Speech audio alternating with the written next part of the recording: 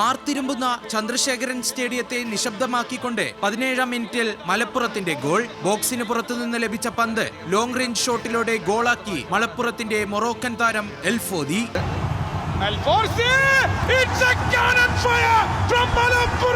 ഗോളിന് പിന്നാലെ മലപ്പുറത്തിന്റെ ആക്രമണം തുടർന്നു. എന്നാൽ കൊമ്പൻസിന്റെ ഗോൾ കീപ്പർ സത്യജിത്ത് ഉറച്ച കോട്ട പോലെ നിന്നതോടെ മലപ്പുറത്തിന് വല കുലക്കാനായില്ല.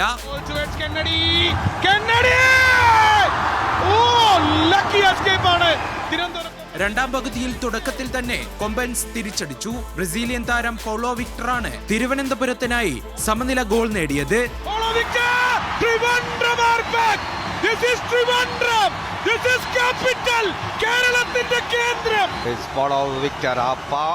പിന്നാലെ ഇരു ടീമും ഗോളിനായി കിണഞ്ഞു ശ്രമിച്ചെങ്കിലും ലക്ഷ്യത്തിലെത്തിയില്ല.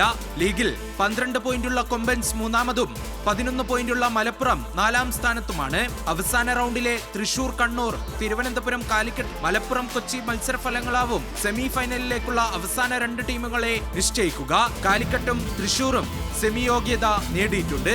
Sports desk, news Malayalam.